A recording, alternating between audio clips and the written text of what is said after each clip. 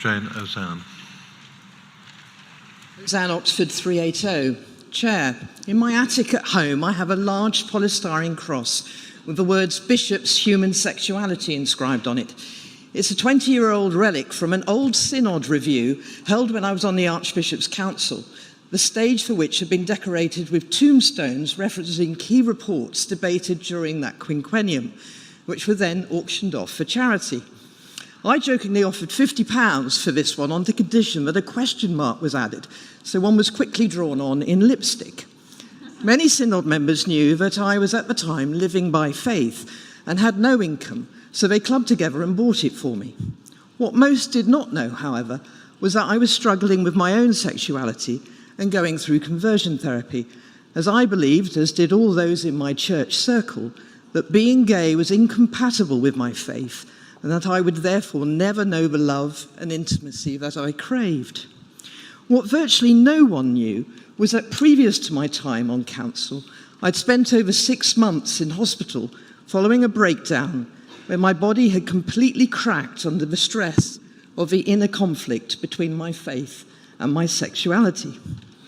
What no one, including myself, would know was that 5 years later, I would yet again be rushed into hospital with my body suffering excruciating pain, taking me yet again to a place where I questioned whether I could continue living. I survived, but many, sadly, do not. There are far too many testimonies of LGBT people, particularly young LGBT people, whose lives have been ruined by their church's teaching that tells them that if they act on their desires, they will go to hell.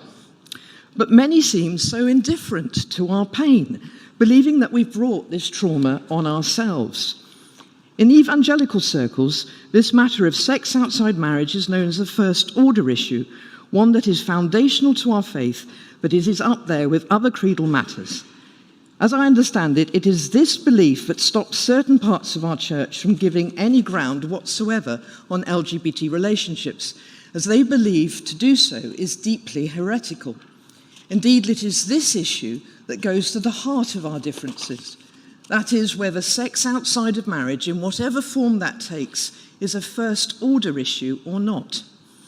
I fear we are destined to stay in this intolerable Groundhog Day of tennis-like debates until we finally deal with this matter head-on. That is why I'm suggesting we need a considered opinion from our bishops as to whether this is indeed a first-order creedal issue, which I hope would come to Synod at the earliest opportunity. I think it's critical that we settle where we, the Church of England, stand on this, because to continue to fudge it will continue to put innocent lives at risk and mean we are unclear as to what is and what is not core creedal tenets of our faith. Thank you.